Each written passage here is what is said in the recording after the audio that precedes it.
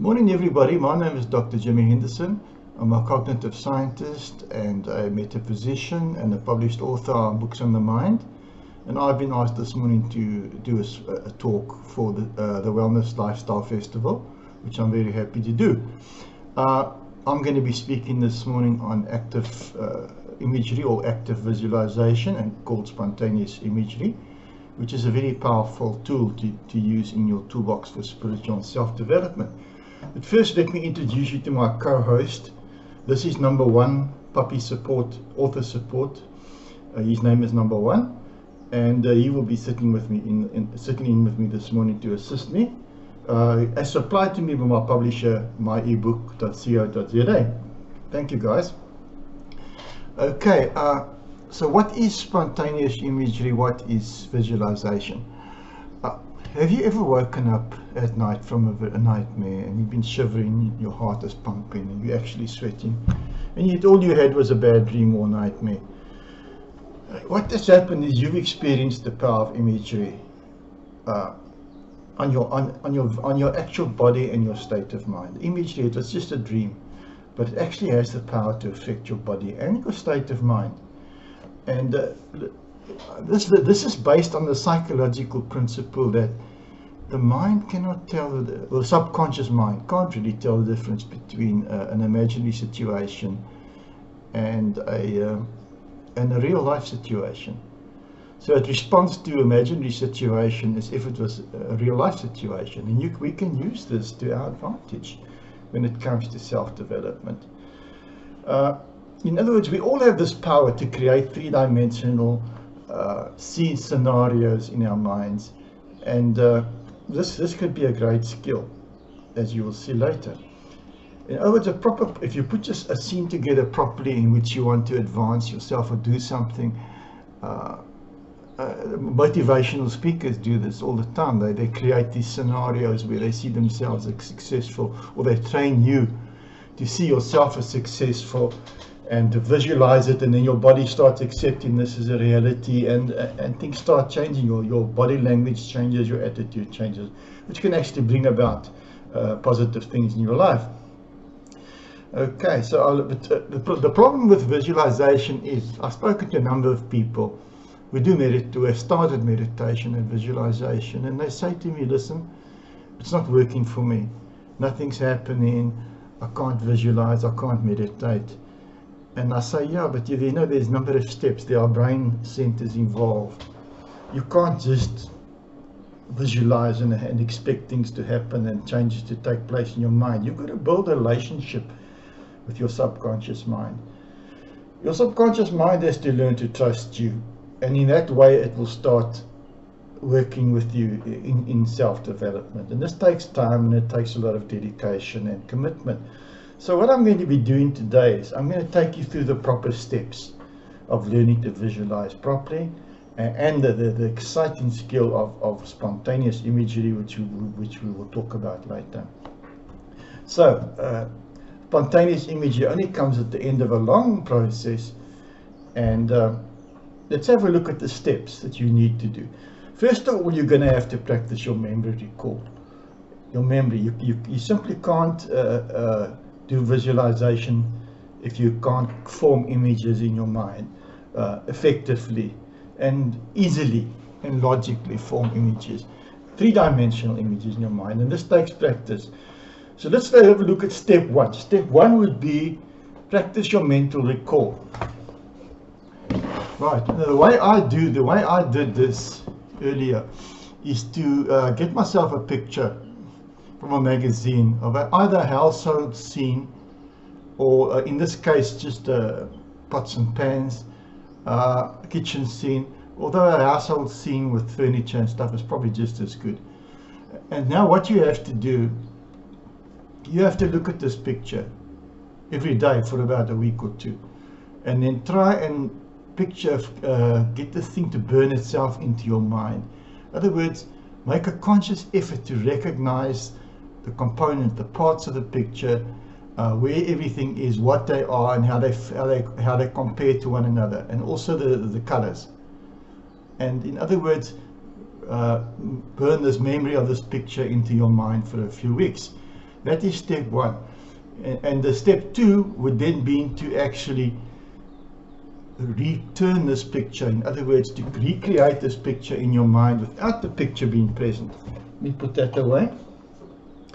In other words, now your next step would be to, after a few weeks of practice, is to be able to put that picture together in your mind from your memory. In other words, you've practiced your memory centers and you're now able to recall or the pots and pans or the furniture, what positions, what colors, sizes, everything, and put it together in your mind without actually seeing the picture. That is what you need to do. Right. That can be two-dimensional at that stage. It's not too concerned. Doesn't have to be three-dimensional.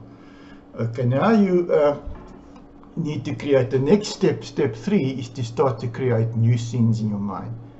In other words, now something from memory. You need a relaxed state of mind for this, because it's almost like a meditative state.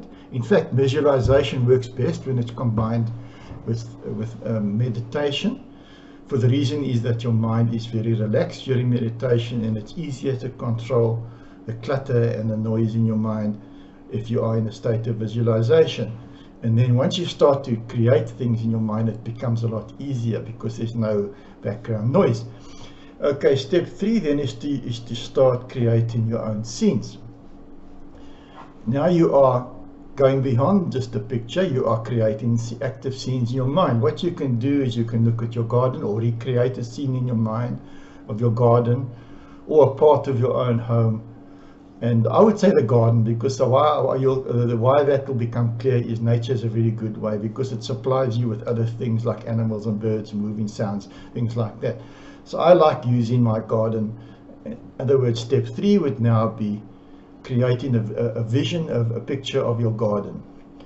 And it can be a real scene which you have seen in your garden, or just an imaginary scene that you want. In other words, a happy place, a place that you would like, the beach which you love, or a forest scene, or anything which would appeal to you and would be important and emotional for you. Emotion is very important when it comes to visualization.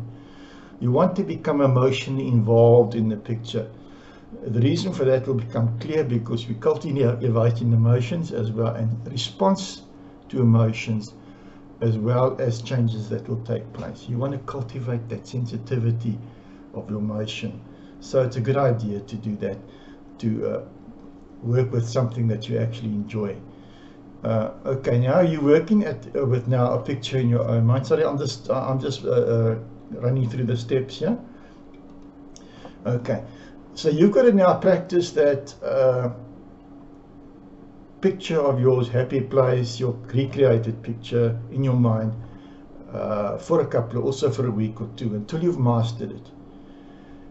Mastering means that you can actually, it becomes clear, the picture becomes clear, the colors become vivid, and you now introduce other dimensions. Step 4 would be introducing other dimensions.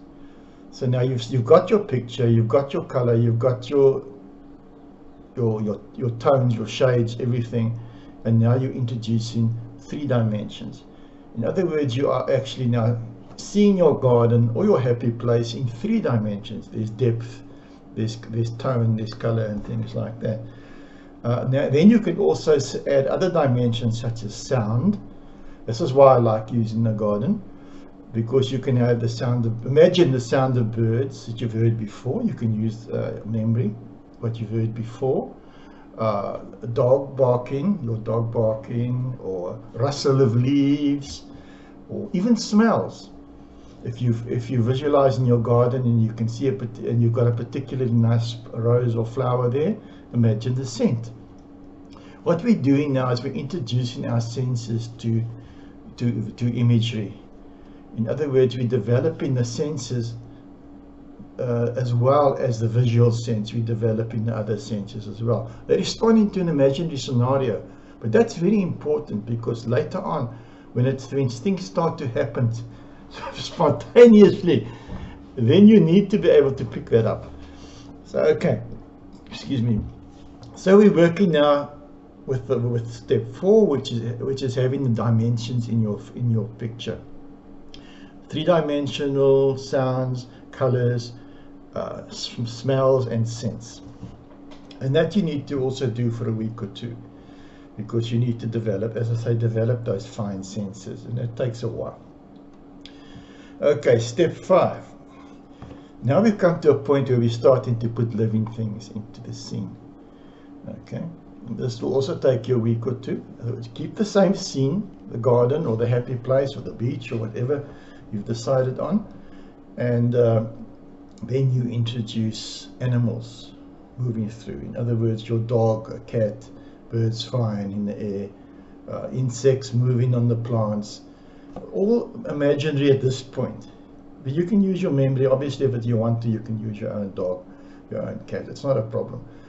The idea is to program your mind to recognize these movements taking place in your imagination. It has to be programmed to pick those details up, especially the movement of images and the changing of images, which we'll see later why it's so important. Okay, so now you've got now step 5, you've got your scene of your garden or your happy place, your forest, your waterfall, whatever you've been doing. You've got your sounds, you've got your colors, you've got scents, and you've now got moving parts, animals, your own animals, which you're introducing into the scene. Your own animals, wild animals, birds, whatever you want to. You've got to continue this for a week or two until you can do this easily. So by this time it should take you quite a few weeks, and you should be at the point where you can create a beautiful three-dimensional scene in your mind with moving animals, scents, and yeah. Right, step 6 is now you've got to introduce yourself into the scene. And this is the part that people get stuck at, where you actually have to now project your consciousness into the scene. It becomes a little more difficult. So the easiest way, of course, is just to see a picture of yourself walking in the scene, in the garden. In other words, what I call the third person perspective. You're actually seeing yourself walking in the garden, just a picture of yourself. So you see yourself interacting with your dogs, picking up the dogs with the flowers, or walking in the waterfall or the forest or wherever. You actually now are visualizing yourself doing that activity. And once again, you've got to include the previous steps of sight, of smell, and colors and movement in your scene. Remember, the one scene builds, the one step builds on the next step. So by the time you've got to this step 6, you should be able to have the 3 dimensions, the sight, the smell, the scent, the colors, the movement of animals, everything set up, and your mind should be accustomed to this. This, as I say, this is called the third person perspective, where you actually see an image of yourself moving around in the garden or in the happy space. Right. And at this point, you should start creating what I call a storyline. In other words, train your mind to accept what's going to happen next. In other words, your storyline for your garden would be open. See yourself opening your gate. See yourself walking down the path. See your dog coming to see you. See yourself picking up the dog or the cat, walking to the garden, and then exiting through the gate again. In other words, the storyline has a logical beginning, a process, and a logical ending. You'll see again later on why that is important. So your mind gets used to the idea of continuity. Continuity in your actions. It doesn't just break or pick just a picture. There's a flow, and that flow is very important. Okay, guys, you dudes, or whatever my son would call you. Step 7 would be the first person perspective. Right, up to this point we've built up this imagery where we've got this lovely garden or happy space, and you've got the sights and sound, and you can actually see yourself walking there. That is step 6. Now we come to step 7, which I call the first person perspective. This is a big jump. You've now got to jump from seeing yourself to seeing through yourself. In other words, it's a projection of, it's a mental projection which takes place, where you actually now start seeing through the eyes of that figure. This is a very, very, very important stage, and this is where most people fall out. They say, oh no, I can see myself walking in the garden, but I can't see anything further than that. Ladies and gents, at this point you have to learn to project your mental capacity or consciousness into that figure.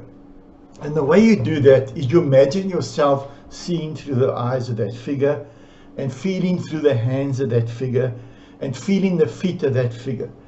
In other words, you've got the same scene, and you are now in the scene.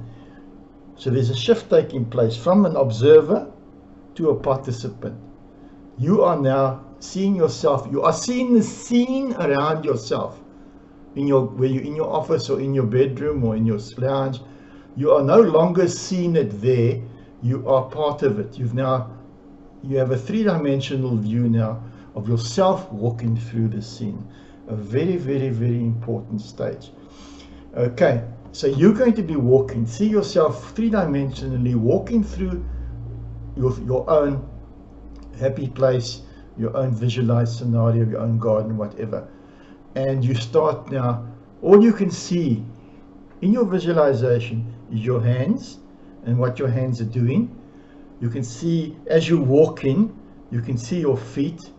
In other words, you will no longer see your body there. You will see through your body.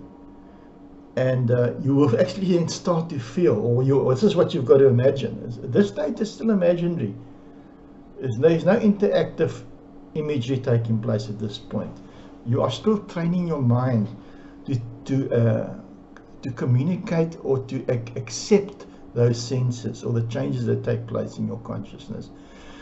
So you walk, you see yourself now in the scene, walking through the scene, actually feeling the ground under your feet, hearing the crackle of the leaves. If you touch the leaves, see yourself touching, feel the leaves as you touch them, feel the sand around you, smell the rose. In other words, you are now an active, real part of the scene. And this is very important. And there's no point in going any further unless you can achieve this. And this might take a couple of weeks. You have to become an actual part of the scene, of your own scene, and everything becomes around you. It's no longer there, it's now where you are. And you are walking in the scene. And once again, the storyline, as I say, is important. So you will see yourself coming up to the gate. You will feel the gate. You'll only see your hands. You won't see your body. Remember, you're looking through your eyes. So you'll feel the gate. You will feel yourself opening the gate and closing the gate. You'll feel yourself walking, imaginary, still in your mind. It's all in your imagination. And when you leave, you'll imagine yourself coming back to the gate and closing the gate again. And then stopping your visualization. And another thing I want to mention at this time is don't ever stop your visualization suddenly. This is why I say the storyline. Excuse me, because the subconscious mind has to get used to the idea of continuity. And if you just cut your meditation short or your visualization short, you will feel very confused. And your subconscious mind will confuse. And that communication and trust with your subconscious mind could be broken. So you have to create the continuity, and you have to then follow through on your visualization. Okay. So now we come into step 8. Ladies and gents, boys and girls, this is the most important part of active visualization. This is where active visualization actually takes place. It's sometimes called spontaneous imagery. Let me give you a description here. In psychology, spontaneous imagery is defined as the unintended emergence of mental images. It's a psychological fact. It's not something that a pie in the sky or airy-fairy. This is real. That your mind can actually talk to you. Your subconscious mind communicates with you. We all know that this happens during dreams. I mean, during dreams, you're asleep and the subconscious mind is sending you messages. in the form of images and scenarios and things, which you have to then interpret, which could or may not have meaning for you. Now what we have is a situation here. You've now, after a couple of weeks, created this interactive scenario where you see yourself in the scene, and now the subconscious mind by this time has accepted your intention and your building of this relationship over a period of time. This is why time is important. It takes quite a while, and now your subconscious mind will actually start to communicate with you as if you were dreaming, but you're not dreaming, you are actually fully conscious. So active visualization or spontaneous imagery could also be interpreted as conscious dreaming. Okay, now what this actually means is that spontaneous images will start to appear in your visualization. It sounds crazy, but it actually works, and it's genuine. And once you get to this point, it will become so exciting, because it opens up a whole new world of experience for you, a world of inner experience in which your subconscious mind, as well as spiritual beings, if you believe in spiritual reality beyond us, and incidentally, anybody who believes in life after death must believe in the spirituality. It's logical. So if you believe in life after death and continuation of life in some way, there must be a higher reality into which we go. And spontaneous imagery also creates this opportunity. What it does, you are creating an inner visual field. Your mind has become accustomed to this exercise of imagery. And when you create it perfectly three-dimensionally with sounds and dimensions, you've created an inner visual field for communication with your subconscious mind, first of all, and then communication outside of your subconscious mind. Because what we don't know, or most of us, some of us know that the subconscious mind is the interface with reality, is the interface with spirit, is the interface with the higher reality. Everything comes through the subconscious, where it's filtered out, and unfortunately we end up with a very small view of reality. But through the subconscious mind, reality is far closer. The subconscious mind is the interface between reality and our conscious thinking, conscious mind. So once we build this relationship with the subconscious mind will actually pick up these impressions, spiritual impressions, messages, guidance, and then channel that towards us, either during dreams, but in this case now we've created another opportunity. We've created this inner visual field, which we can call up just like that, just by entering into meditation and entering into a state of active visualization. And then the subconscious mind will communicate these messages, the knowledge from the higher reality, or from outside in the form of guidance, spiritual guidance, into our visualization. And what this means is that things will change. Ladies and gents, things will change. Your view of your garden will shift automatically, spontaneously. Things will appear in your view which you didn't put there. In other words, you'll be walking through the garden and suddenly this animal will appear in your scene. An animal. Where did this come from? I didn't put this there. Or even a rock. Something that starts off usually simple, like a rock or an animal, will appear. And you say, but hang on, I didn't start this. And you close your eyes and you go back into visualization, and that animal or rock is still there. And you're not creating it. Your subconscious mind is creating it. It's giving you a message in the form of an image. The animal will mean something to you. It can either be an aspect of yourself. Let's say it was a little wounded buck. In other words, a wounded buck along your path could be seen as a wounded part of yourself, that innocent part of yourself. An aggressive looking animal that you confront in your visualization, which appears there spontaneously, could be this unresolved anger within yourself. Take it as if it would appear in a dream. We all know, well, as psychologists, we know that a lot of the things that appear in dreams are actually parts of ourselves. They are unresolved aspects of ourselves. In other words, that animal or object that appears spontaneously in your visualization could be an aspect of yourself. But whatever it is, it's a message from your subconscious mind, and you have to interpret it in terms of your own frame of reference. Before I go further, let me explain to you what a frame of reference is. We all have a paradigm of thinking, okay? In other words, we think in a certain way, either scientifically, religiously, or practically, or academically, and we have a certain view of the world, which is reflected in our values, in our beliefs, in our past experiences. We also have the set of past experiences, memories, which are all in the subconscious mind. And these all act as a filter for information that comes in. So if you have an image of it, let's say the animal, as I say, it could relate to a past memory. It could relate to an aspect of yourself. But what you see will have to be interpreted in terms of your own paradigm. In other words, what does that image mean to you personally? If you've experienced it in the past, what was it linked to? What feelings was it linked to? What experiences was that animal linked to in the past? Or if you look at that animal, what does it actually mean? Is it aggressive? Is it an aggressive part of yourself? Is it a gentle animal? How would you interpret? If I said to you, look at that animal and tell me what you think, what you feel from that animal, that would be your personal interpretation.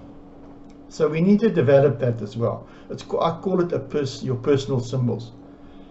And the subconscious mind loves to work with symbols. It doesn't like words too much because the subconscious part was there before the advent of language. And so it uses a lot of impressions and symbols which we then have to translate into words and ideas. So you've got these things now spontaneously appearing in your visualization. And this is the most exciting part. Okay, this is not the same as true clairvoyant sight, but it does lead to clairvoyant sight, because eventually you won't even have to create a scenario. It will actually, the minute you go into meditation, these things will start happening around you, because your mind, your inner visual screen is already there. So the minute you go into visualization, it starts popping up, all these messages and images. Right, let's take this one step further. I mentioned animals and objects. As I say, objects are normally interpreted in terms of their practical use. If you see a boulder in front of you on the path during a dream or during visualization, it means an obstacle. What would it be in real life? A boulder on your path would be an obstacle. So that's what's pointing to an obstacle in your life. If you came to a crossroads in your visualization and suddenly the road path that you were going on suddenly does that, and you don't know why it did that, means you've come to a crossroads, you have to make a decision. So you have to interpret it metaphorically. These images have to be interpreted metaphorically. Not always, because now we come into the higher level where you starting to get figures appearing in your active visualization. By figures I mean, for those of you that have studied metaphysics, we're talking here of spirit guides, celestial beings, and possibly even sometimes the deceased persons, but I don't work a lot with that. So let's work with the concept of spirit guides. In other words, during this visualization, you've created this inner visual field, you're in meditation, and suddenly this figure appears in your visualization. You superimposed what we normally do during meditation is to superimpose this three-dimensional view around us. In other words, create a three-dimensional view of the room that you're actually in, the chair you're actually in. Create this three-dimensional imagery and actually put it around you. In other words, in meditation, you actually can close your eyes and then you can see the room around you. You can see where you're sitting, you can see your body.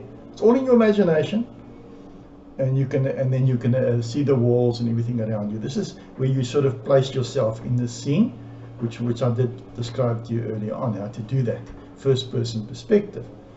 So now you're in meditation and you've created the scene around you, not a scene of the garden, but the scene of your own, of the room that you're in, and this figure appears. Now this is not the actual presentation. For those of you that are concerned about calling up spirits and things like that, you're not actually calling up a spirit. What's happening is the spirit is projecting into your scene. So there's no religious judgment when it comes to active visualization or spontaneous imagery, because you're not actually working with the spirit, you're working with the projection of the spiritual being. So the spiritual being has an energy basis, as we all have, and it's projecting an image then into your screen, or your visualization. So during your visualization, this figure appears, and you find that this figure is on its own spontaneously doing movements. Remember, you're not creating this figure, you're creating the room. And now the figure appears, and it starts giving you movements and stuff. And you look at the figure and you can see certain attributes of the figure. The clothing, the demeanor, the facial expressions. And then you have to start to read a bit of body language and say, okay, what is this figure trying to say to me? Is it a friendly figure? Is it a large figure? Is it a small figure? What does it suggest? What energy does it suggest to me? Is this an aggressive type of presentation, or is this an angelic, lovely, light, beautiful feeling? Remember the feelings that I spoke about, cultivating the feelings? What is the feeling you get from this being, from this figure? What is the appearance suggest to you? In other words, to me, a figure appearing in, say, like a regalia, like a lecturer, you know, these lecturer cloaks with the lecturer hats, the doctoral stuff, would suggest to me a teacher, someone who teaches, where a figure appearing in armor would suggest to me a sort of protective guide. Just to me, to you it might be something else. So what is this? What is the attributes of this figure suggest to you? What is the kind of figure, and what is the message? Now later on, remember I said to you earlier, develop the imaginary sense of sound. Hear the birds, hear the dogs barking.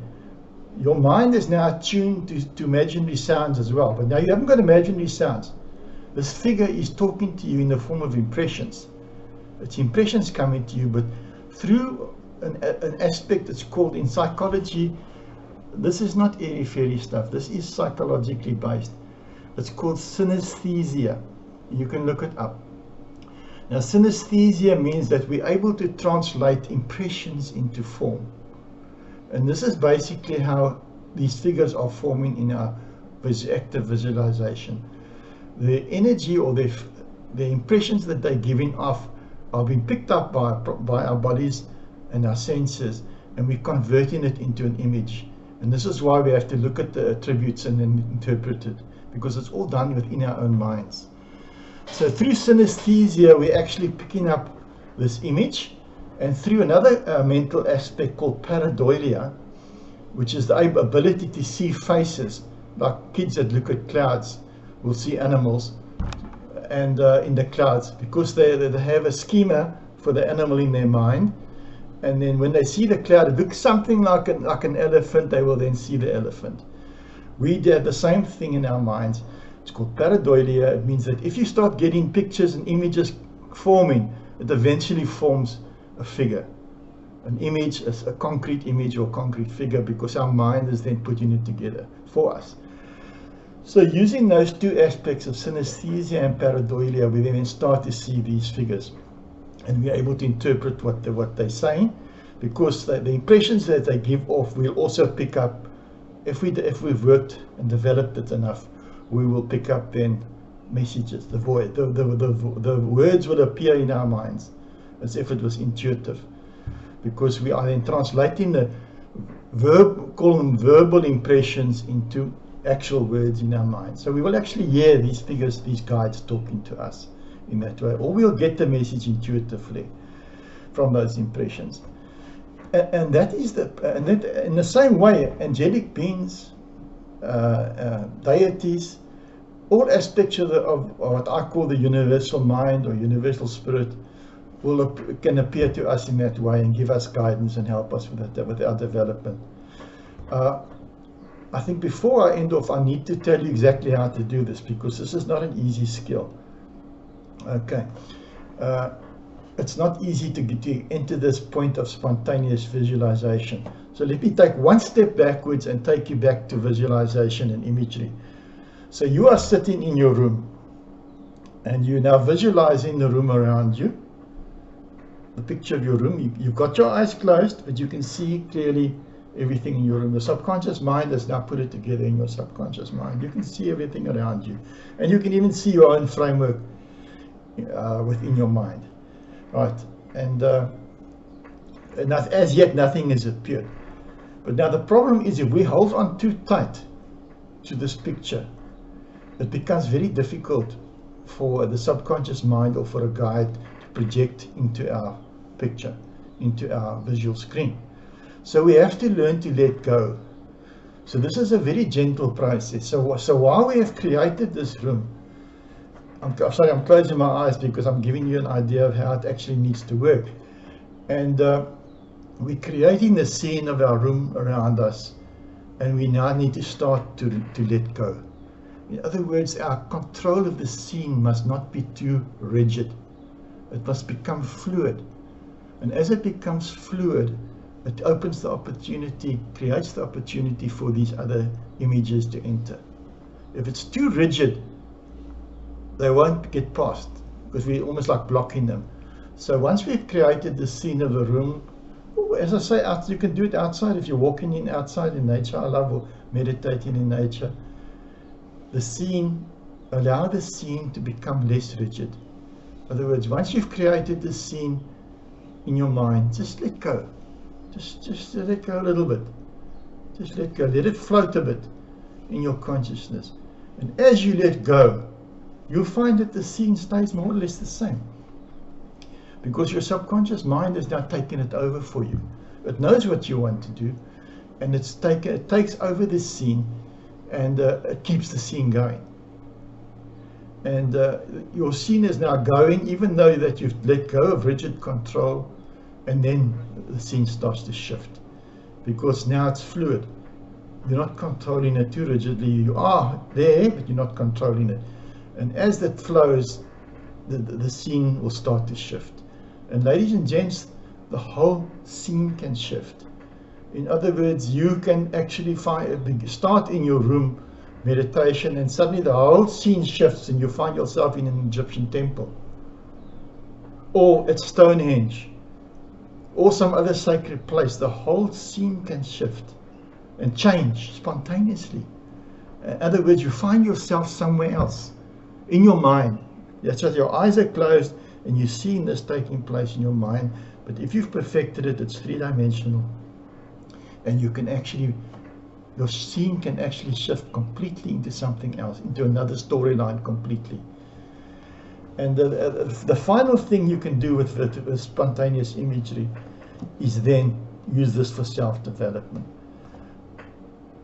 As with normal visualization, you create opportunities for growth during your visualization. The way you do this is create doorways through which you pass. Create stairways which you will enter. Going up. Going up suggests to the subconscious mind raising consciousness, and the subconscious mind will respond. Going through the doorway suggests to the subconscious mind entering another level, and it will respond. And your subconscious mind will actually change your experience in the way that you want it. Well, you've got to set the intention and say to myself, okay, when I go through this doorway, I'm going to go to a higher level of reality, or a higher level, deeper level of the mind. So when you open the door, your subconscious knows this is what you want, and you'll suddenly find your scene shifts. So you've got your scene around you, you create a door, you see yourself in the first person passing through the door, and suddenly you'll see the scene will shift, and you will actually be inside a different situation, which could be a temple or some sort of other reality, which you then need to interpret. Don't be afraid, please. You're only working within your own mind, so there's nothing to be afraid of. You're only using your own stuff. You're not actually going there. You are picking up the impressions from there, because they've been fed to you through your subconscious mind. So that is the power of spontaneous imagery, that you can use it for growth. And as you see yourself going up the stairs or going through the door, you will actually experience a shift in your consciousness. Because to your subconscious mind, you are actually doing that. You are actually going up a ladder into the light. You're actually going through the doorway into another reality. And your subconscious mind will respond, boom, and you will feel the change taking place in your body and in your consciousness. You will feel lighter, and you will feel a possible spurt of consciousness and growth of consciousness taking place. It will actually do that for you. And that is the power of spontaneous imagery when it comes to self-development.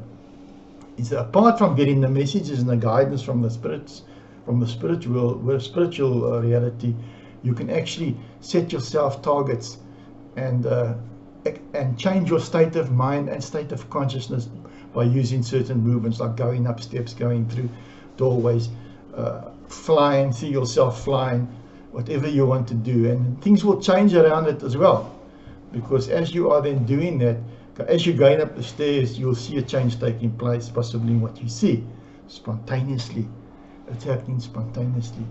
So spontaneous imagery can be used for receiving guidance from your subconscious mind, from your inner self, from higher spiritual guides, or you can use it as purely as a method of self-development, developing your inner muscles, your inner mind, by setting yourself these tasks and completing them during spontaneous visualization. Whew, yeah, well, I hope that you've been able to take everything in. It's been quite a lot of information, I understand, for you to take in.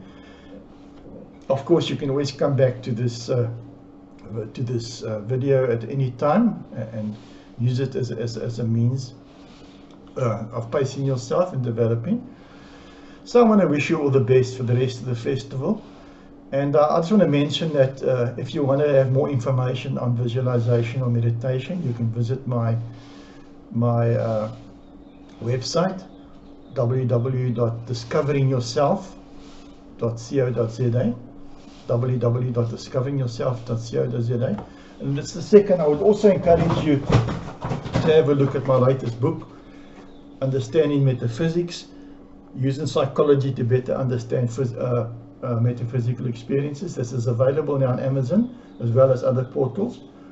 And this is my latest book, which has just been released, which contains all this kind of information and even more information. So I want to thank you for the time this morning. And then number one, and I will then wish you all the best, and that you'll have a good evening. Thank you.